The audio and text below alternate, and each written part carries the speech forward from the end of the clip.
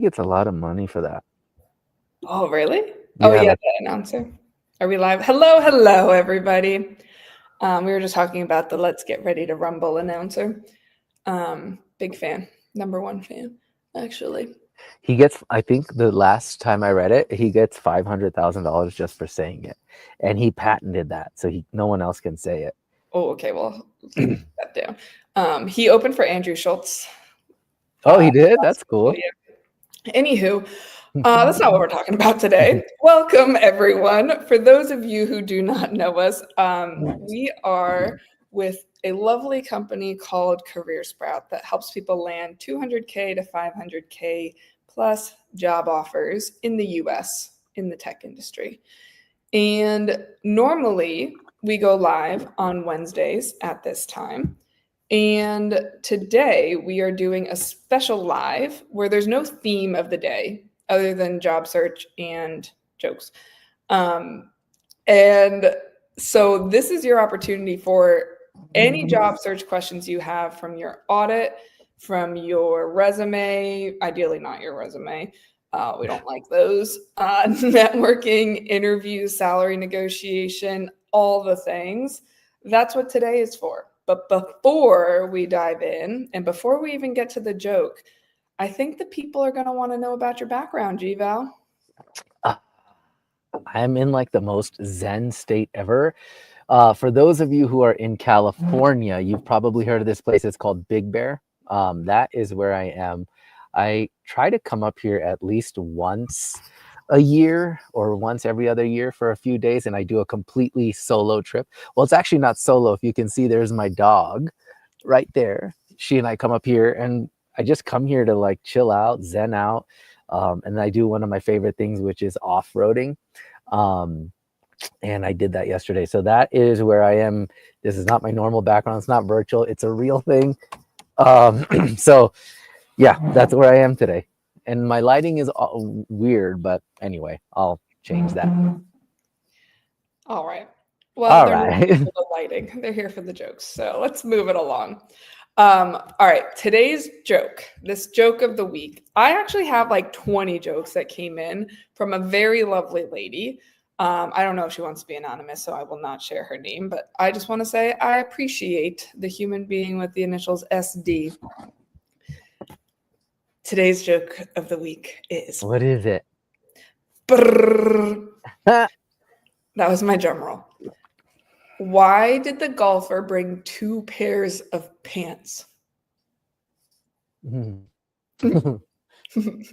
Why? In case he got a hole in one.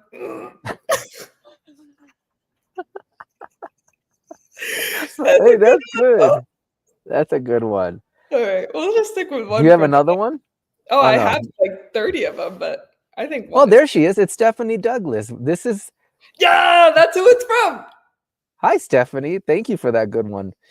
Yeah, she's got a lot locked and loaded for the next couple of weeks, my friends. I like it. Hey, for those of you who are on with us live, do you guys have, or actually, what questions do you have about the job search? You can drop them in here. Um, and today, like K-Mac said, we are not diving deep in any one particular topic. And really just we want to share as much as we can based on what we know about this job market.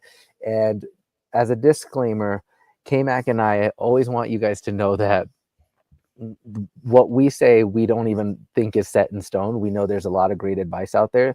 Everything that we share with you guys on these calls and on our workshops and whatever is purely based off of what we are teaching to our clients inside of our career coaching program. So we're just going off of what we know to be working today. That's all. And hello, Richard from Williamsburg, Virginia. And hello, Mark. It's good to see some of you guys. I appreciate Jody apologizing for asking a resume question. Where is it? Oh, Okay. Let's. Oh wait, is there anything else that you wanted to say before we get no, into? that's it. So Oh, we can dive in. okay. I'm just All checking. right. Just Oh, checking. sorry. I'm just kidding. Okay. Sorry, K-Mac. LinkedIn/resume question. What is the best way to list experience but combat ageism and career breaks due to caregiving for parents. I have a double ding if the recent post on LinkedIn is accurate that these two things are red flags. Well, everything's a red flag if you wear red glasses. I don't know where I was going with that one. What's the best way to do it? So I will share two things that we have seen work really effectively that go against 99% of the guru advice out there. So yeah, sorry if there's any of those people watching that disagree with this. What we do for ageism is we only show what is relevant. And that's not even an ageism thing. That's just speak to the people, that the recruiters and the hiring managers. What do they care about? So one of the best ways to do that is only list in your selected experience section the things that are most relevant to recruiters and hiring managers. So I'm going to show you guys an example. This is actually something, I think Maya Drill might be the only human being that's ever seen this. Actually, I did just share it with one other person. So 2 people have seen this. GVal hasn't even seen it. Oh, this is where the drum roll should have come in. Okay.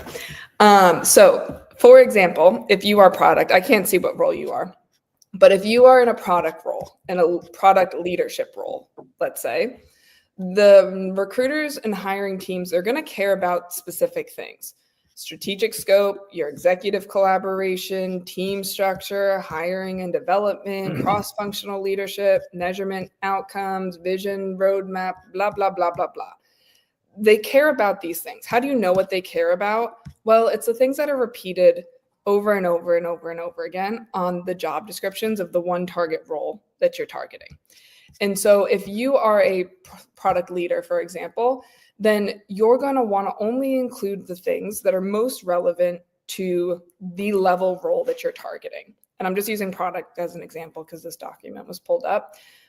If you were a product associate 18 years ago, not as relevant to the product leadership roles that you are targeting nowadays. So only including those things. So what does that look like in a resume? How to write in our stellar marketing here, how to write a good enough resume. What that means is you are likely only going to, there's an example here, you're only going to show the last, in this selected experience section here, you're only going to show the last 10 to 15 years. And if there's any really cool other company logos that you have, you can put it down here in an other experience section without any dates tied to it. So nobody's going to see more than 10 to 15 years of experience. That's number one. Number two is if you've got career break or breaks, we've just had our clients, like there's one person in particular that comes to mind. I think she was out for like 8 years because she was just a mom and then coming back. I think that's the longest gap that we've had, that we've helped somebody through. But there's been everything from 8 hours to 8 years and everything in between.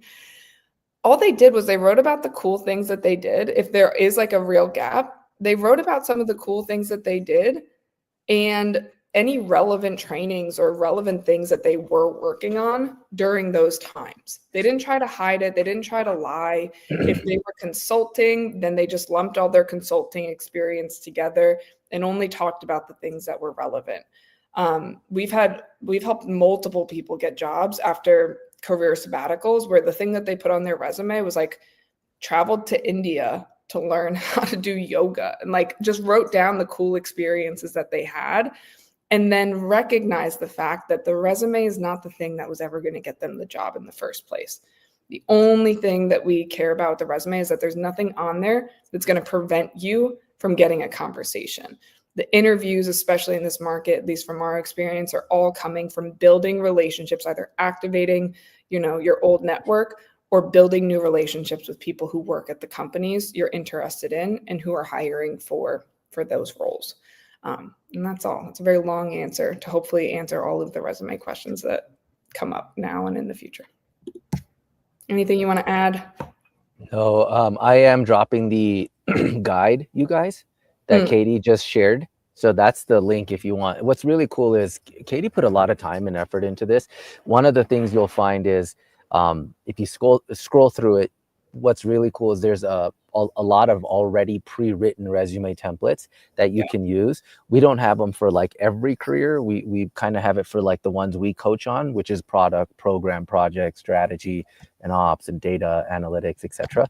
So even if you don't find your own career in there, that's okay, because by going through this document, you will see what components need to be included in a resume and LinkedIn profile, that generally convert better. And KMac is right. One thing I just want to reemphasize is that the one of our like sort of cornerstones of how our clients get interviews every week, not every week, but a lot of interviews, is they are sending outreach messages, and we've done a full training in that, and I'll kind of link that here too.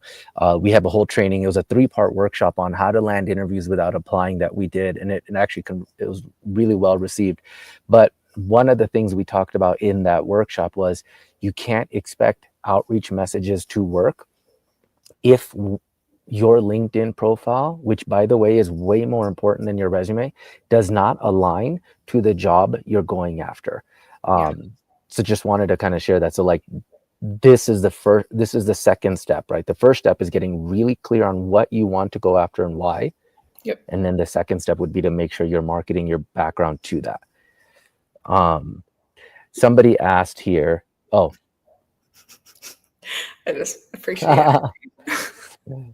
it. that's a good one. This one, Oops, sorry, I didn't mean a, to click that again. this one's simple. I Mm, have very strong feelings about this. Anyone who says that you should not put an open to work banner because it makes you come across as desperate, I just would ignore them.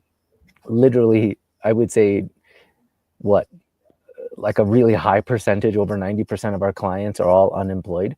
And all of them had that open to work banner. Or I would say most of them did. I can't remember the data, but I don't remember anyone who didn't have it recently. And it's like, it's never an issue. It's never a topic.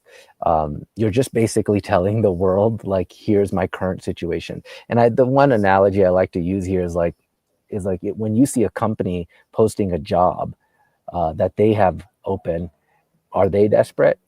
No, they're just telling you exactly what they need at that moment in time. And it's the same thing here. So I would put this on there. And a lot of recruiters also view this positively, because they think, okay, if this person is open to work, then he or she may respond to my message a lot faster. So that's another thing. I like it. All right. Hold on, I lost my spot. I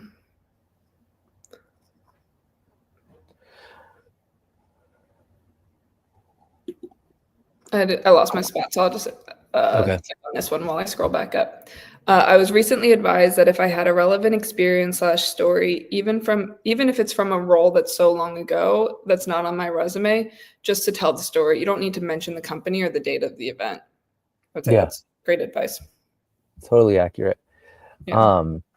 Somebody here said they are, oh, this one. This is something that's very common, and I think it's worth addressing. For context, pivoting in today's market is really difficult. It's not to say that it's impossible. It's just really difficult. And the reason it's difficult is because the amount of people who are laid off and qualified for the role that you're trying to pivot into is really high, right? There's so many people who have that experience, the direct experience that these companies are looking for. So in today's market, the way hiring managers and companies think about it is, I don't want to take a chance on somebody who has not directly done this thing for the last X amount of years, when I have 15, 20, 30 people I can immediately interview who have experience doing the thing. And I know that that might sound discouraging, and it kind of is. And so it's like, it's up to you on, do you really want to face that sort of uphill battle right now?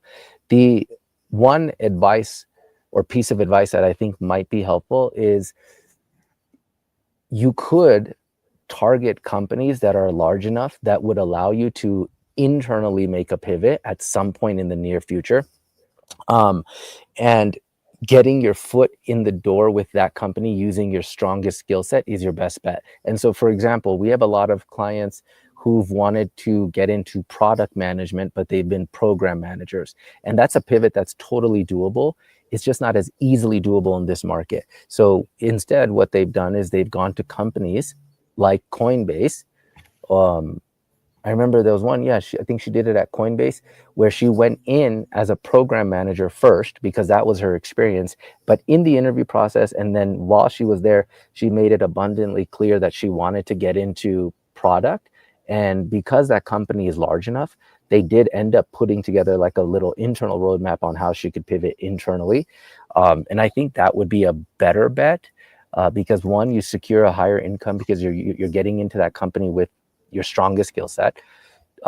Two, you'll get way more interviews. And then three, you can kind of test out that pivot internally to see if it's even something you want to do down the line. Yeah. So let me know if that answers your question. Not that that's relevant. I think it might have been Block or Square. Yeah. It was Square. Yeah, you're right. I found my spot earlier up. Okay. How to quickly and effectively network into a company after applying to an opening? That's a great question. Only we had resources for such a thing. Which one should I drop here? I think we should share this one because there's quite a few questions around outreach specifically.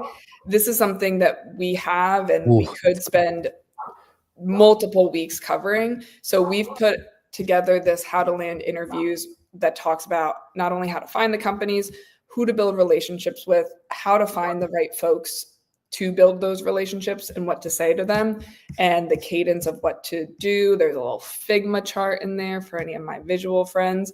But essentially, to answer the question, how to quickly do it, this is what our clients do on a weekly basis. They pick 5 roles to target each week. So 1 role a day. If they're laid off and they are in a time crunch, sometimes they'll do 2 roles per day. They send out 10 to 15 new connect requests for each role. That goes to executives, hiring managers, cross-functional peers, or recruiters /talent acquisition.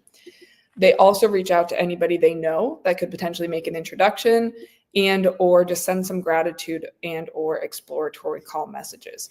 Now, each of these are listed down below for exactly what each of those messages are, how to tweak it if you know the person, do a little group dance when you do it, how to tweak it if you don't know the person and they're just accepting your connect request.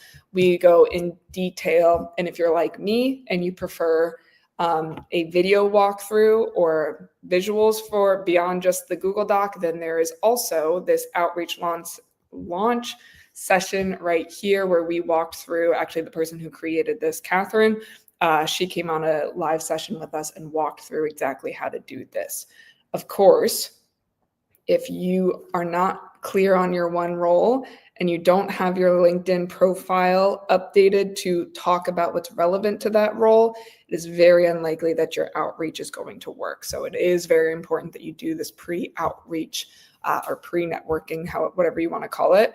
Very important that you do that before you start your outreach. Otherwise, you're wasting a decent amount of effort. Yeah, and I'm putting the parts here. So this, I just dropped the video trainings on how to land interviews part 1, and I'm about to put part 2, and then I will also just drop the resource to part 3 as well. Cool. Somebody had a question about that doc. I can't see it on the side here. It just flew by. We'll get to it in a bit. Okay. That is outreach. This is a good question. How do you approach a company you previously interviewed with and didn't get the job? Maybe it wasn't the right fit or whatever. There's a better role. You can absolutely, if you built a relationship with the folks at that company, absolutely can reach out to them. You can just tweak those messages that we just shared to talk about like, hey, I was researching XYZ role. Your search for somebody who can do X and Y caught my attention over the last, 15 years or however many years. I've done 1, 2, 3 really relevant things that are tailored to the job description. right? So you can just use that message right there and reach out to the folks that you already have a relationship with and just say, hey, do you think my background may be a good fit for this role? Or if you think my background may be a good fit, do you happen to know who I should reach out to about this role? That would be my recommendation right there. And something to keep in mind, we've seen this happen quite a few times. I don't have an exact number or a percentage, but there are a lot of folks we work with who end up working with a company that once rejected them. Sometimes it's in the same job search. Sometimes it was years before. And if you are getting a rejection, the one thing that I would really, really recommend is just, it's not a no, it's just a not yet. Unless you're saying it's a no, unless you're like, no, it's just not the right fit for me. And again, even if you're the one saying no, I would just challenge you to say it's not yet. Their culture isn't there yet, their maturity level, whatever it is. And I would be very hesitant to shut the door on anything in your own mind. Yeah. And for those of you, I think a couple of you said that maybe the hyperlinks aren't working. Just so you know, everything we've ever, all the LinkedIn lives we've ever done, they're already recorded. And so the fastest way to get them is if you just come here, go to my profile, and then you go down to events right here. If you click events, you will see all of our past replays. And so the three that I linked, they're just a little bit, they're from a while ago, but here they are, right? So we have, where is it? How to land interviews without applying, part 1, part 2, and then here's part 3. So that's where you can just go to them. And then of course I already dropped the Google Doc that's like a supplement to this.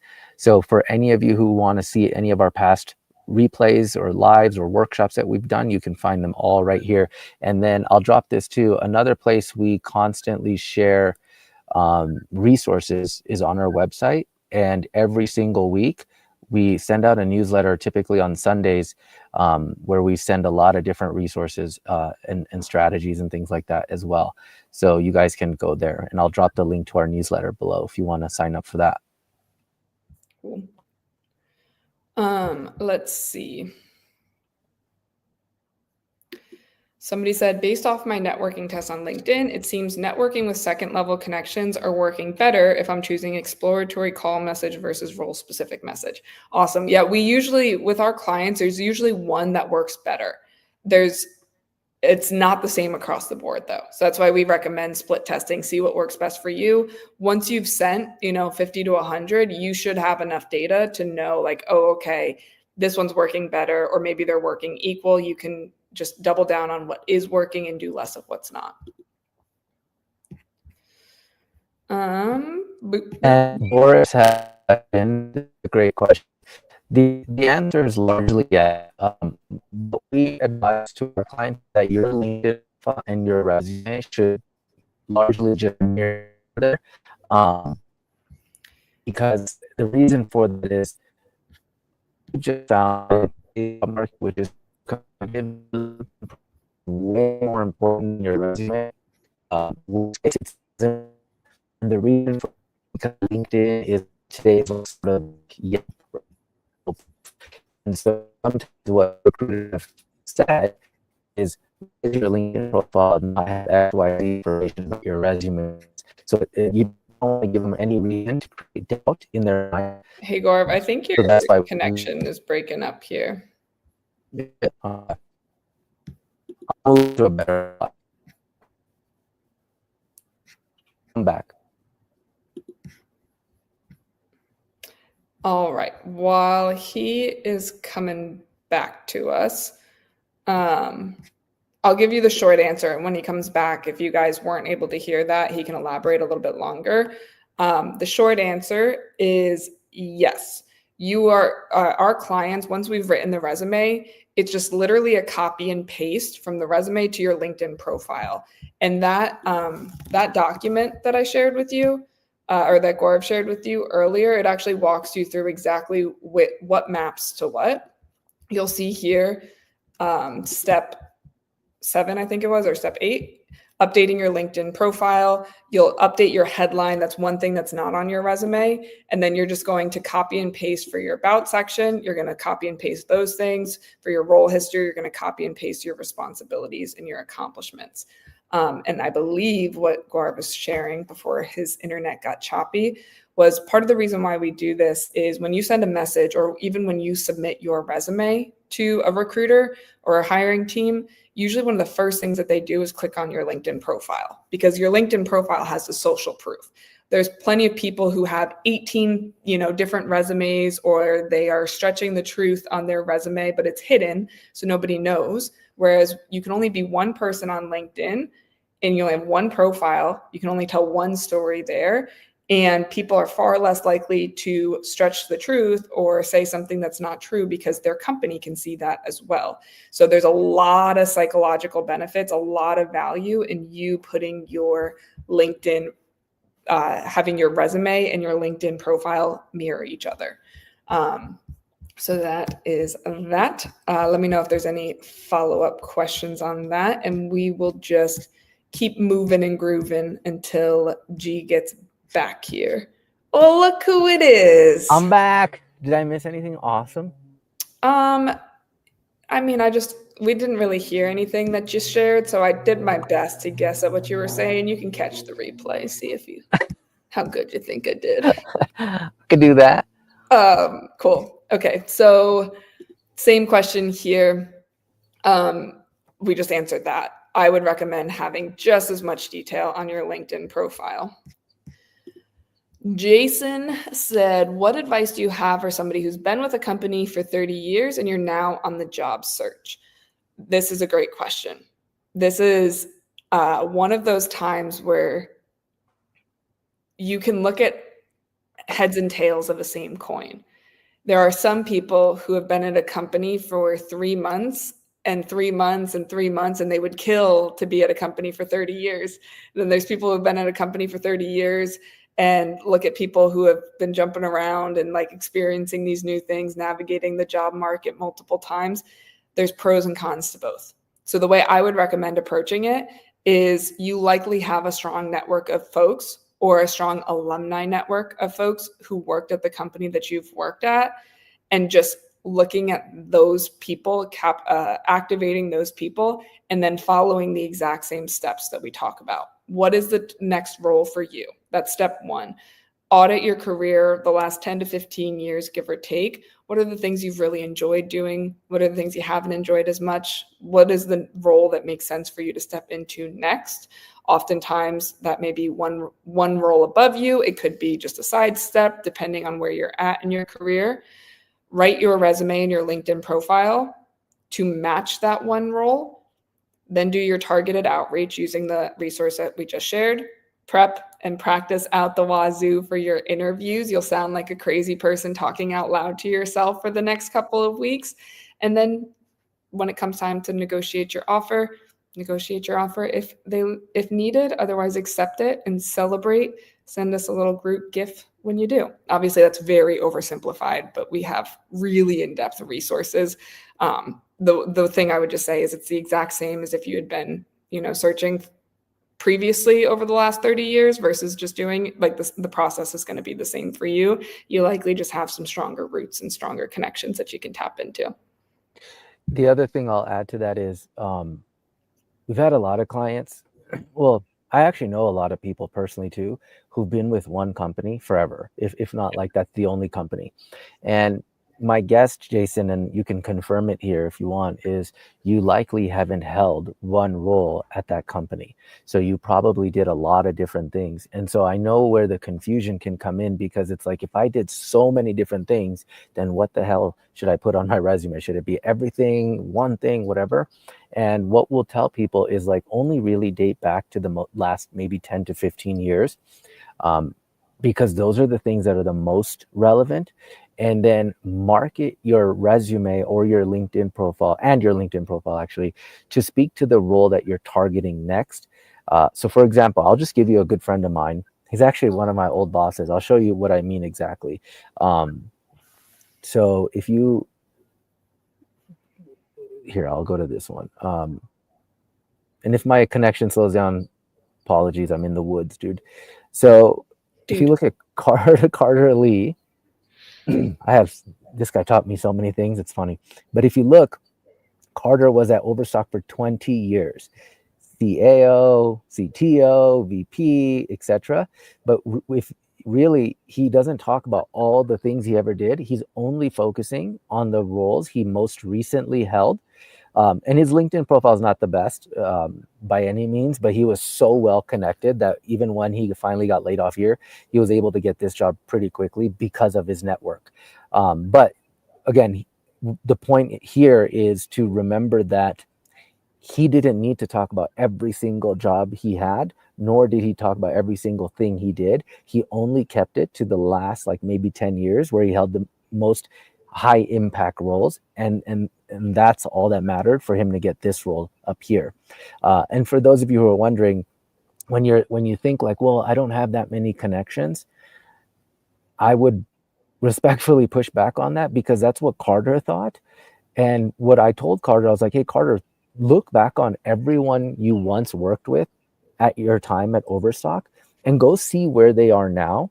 And then if those people are doing something cool, or their companies are exciting, or they have roles that are open, those are people you can reach out to. And some of these people might be acquaintances. Some of these people might be people he knows really well. And some of these people he doesn't know at all. They just know of him. And so some of the things he would say is like, hey, just reaching out to a past Overstock alumni to see how things are going since we last worked together. Would love to catch you up on what I'm doing and learn more about what you're doing, and see if there's ever a way we could help each other. And so the process Carter used, and I'll kind of go through it real quick, is if you go on LinkedIn, you can do this really fast. Like, so he was only looking for like VP of like technology roles, right? So he would just put in, so the people he wanted to reach out to were people in information technology or just CTO. So he would just put in something like this: vice president or senior vice president and technology. So he'd hit that. That's what he put in the search. And then over here, he went to all filters and he looked at past company, and he just put his own company, Overstock. So now he's looking for anyone who currently holds a role as a VP or SVP of technology who once also worked at Overstock. And if you look, you'll get he got a ton of people that now are in those roles. Each of these people once worked at Overstock. Now he may, again, just not know all of them, but I bet he knows some of them, but he can still reach out to a lot of them. And that's how he was able to bounce back pretty quickly. So for you, Jason, you were with one company for 30 years. I would really encourage you to get clear on the one role you want to go after next. And then after you rewrite your resume and LinkedIn profile to speak to that, you can run a search just like this to see anyone and everyone who's ever worked at your company, and reach out to some of the people that are working at cool companies or are working at companies that have openings that you're a good fit for, etc. Cool. Real quick, I wouldn't recommend doing this. Putting a bunch of skills kind of muddies your profile. Yeah. If your strategy is like, hey, I just want to get inbound, I want to get shown on search results, yeah, I think that would be a good strategy. I just don't personally know anybody that's working very well for. If there are people, or if that's you and it's working well for you, don't change. We just don't generally recommend doing that. We want to make it as easy as possible for a human to scan your profile and see why they should have a conversation with you after you have started talking with them. Daryl, great question. We just shared the step-by-step process along with the video walkthrough of it. I would recommend getting started there. We just call it outreach instead of networking. And we're moving and grooving through these. Let's see. I think we've answered all. I can answer this one. This is Lauren, right?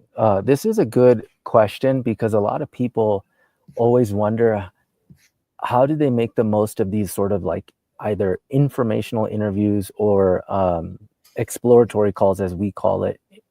And there's really a 3-step process to this that we coach our clients on.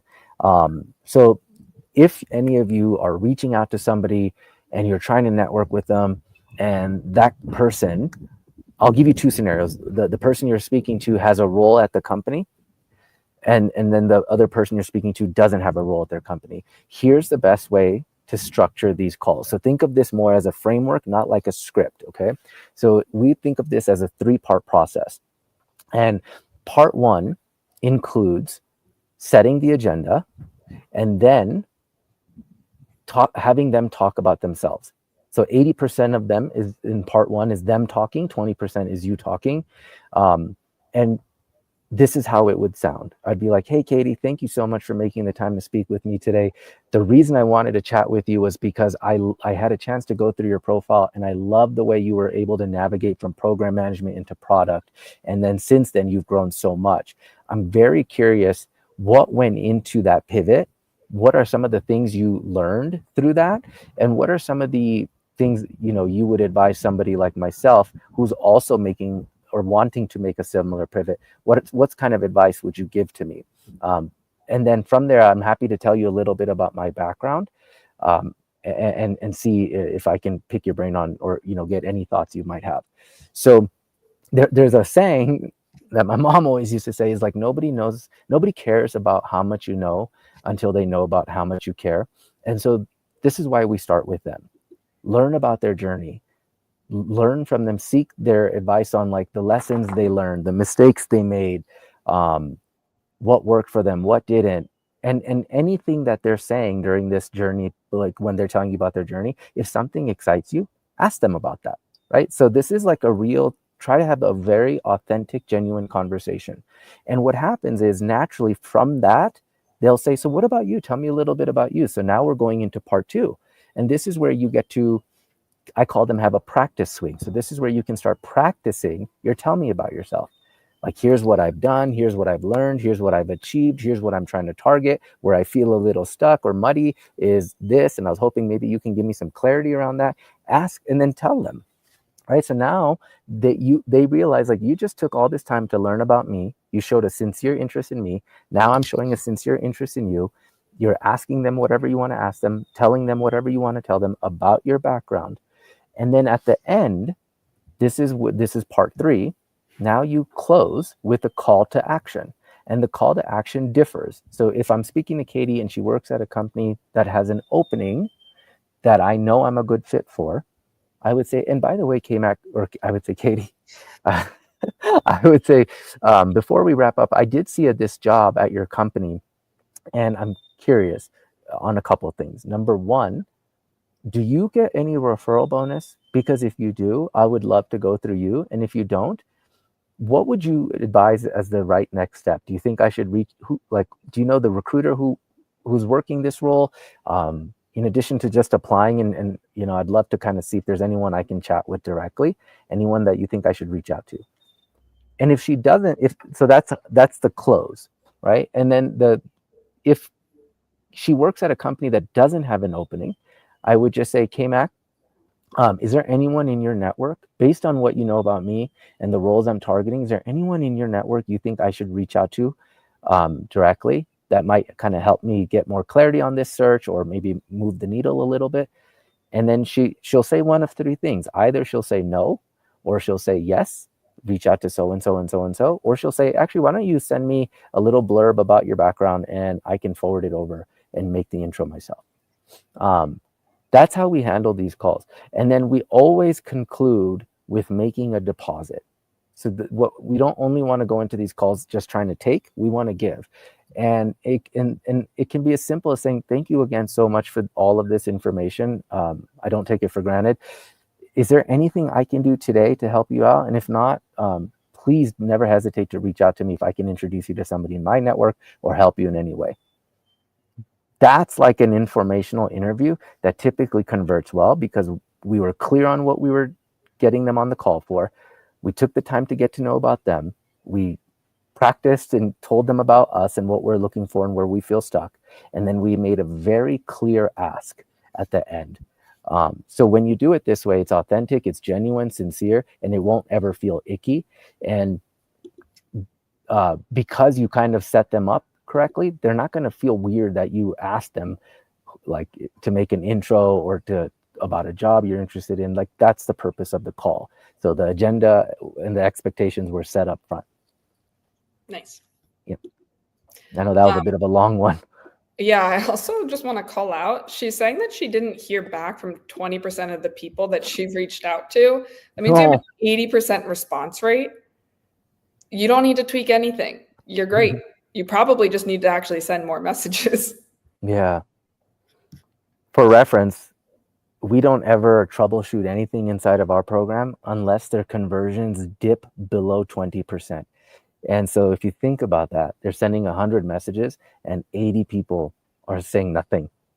And that's okay. We don't need all 80 or 100 to get back to us. We don't even need 20 to get back to us. We only need like 3 to 4 really high quality calls. So when people say outreach isn't working, it usually falls under 3 buckets. A, they're not doing enough volume. B, they're not following up. And then C, they're not reaching out, or their LinkedIn profile is not speaking to the type of roles they're trying to go after. So all of those 3 things have to be in place for outreach to convert well. And the magic is always in the follow-ups. Nice. What else do we got? Let's see. I'm trying to find the ones that we haven't already answered or that aren't answered in our docs that we shared. Oh, this is a good one. What if you land between ladders, technical versus commercial, between rungs, individual contributor versus leadership, and experience type, generalist versus specialist, direct versus something else? The job search is going to be very hard / impossible until you get clarity on which of those you want to be and which of those you are capable of being in this next season and where you want to end up. Gaurav has something that he calls knowing your M&M store, which he has shared, and it's in that how to land interviews. You'll see the career audit. He goes in depth in that video module in there, talking through how important it is to know what your destination is. Same as like when you get in your car and you're putting something into a GPS. Like if you just get into your car and you're like, I'd like to get there. Where? Right? Like you put the destination in first, and the way the GPS works is it reverse engineers the best path to get there. Same thing with your career. We start with the end in mind and reverse engineer back from there. There are plenty of folks that never want to get into leadership. So if they're between rungs and they have the potential, if that's not where they want to end up, it wouldn't make sense for them to take that step. So I know we're short on time, so it was a very short answer, but Gaurav goes, just check. You can even just search on the Career Sprout website, M&M store, and it'll pull up an in-depth explanation there. Yeah, and FYI, you guys, I haven't done a workshop in a long time, but I do have a replay of one that I did. Now, disclaimer is it's really long. It might be a little over 3 hours, but anytime I do these workshops, and I do keep them as long as I can, I don't really even have a time limit on them because I want to talk about every single aspect of the job search, and I cover it in depth. And so it's not high like level pie in the sky type stuff. It's a very strategic, it's like our entire process that we teach inside of our coaching program that actually does help our clients land 200K to 500K offers. And it's very relevant to this market. Do you guys, please just let me know in the chat if you want me to drop that replay here and I can do it. Oh no, you already did it. So that's I it. just did it. Yeah. Yeah, that's fine. That's it. It's long, but I would encourage any of you to watch it because right now, while I love doing Q&As, the only issue with Q&As, in my opinion, is that the information is scattered because we're trying to tackle it from all different angles. And it's, to me, the equivalent of asking, to me, Q&As is like the equivalent of doing a 1,000 piece puzzle set without the box cover in front of you. So if you don't know the big picture, it's going to be really hard to complete that puzzle, and you might get lucky. But this workshop is like the big picture first. What is required to land a high-paying job in today's market? And then I break down every single step of our process, and there's tons of resources and whatever in there that you can use. So that's the workshop, and I would encourage you to watch it. Again, it's free. It was from a while ago, but it's super duper relevant to today's market. Awesome. Well, everybody. Oh, that's awesome. Yeah, there's a couple people that were either there live Oh, or thank have you watched guys. the replay. I appreciate that. Appreciate you, Robert. Okay, cool. Anything else you want to conclude with? No, today? I think let us know. We don't have a topic picked out for next week yet. So if there is a topic that y'all would like us to cover next week, let us know and we'll make the announcement in the newsletter on Sunday on what it's going to be. Yeah. Well, we wish all of you the best of luck in this search, and we'll see you hopefully next week. And yeah, have a great rest of your week, y'all.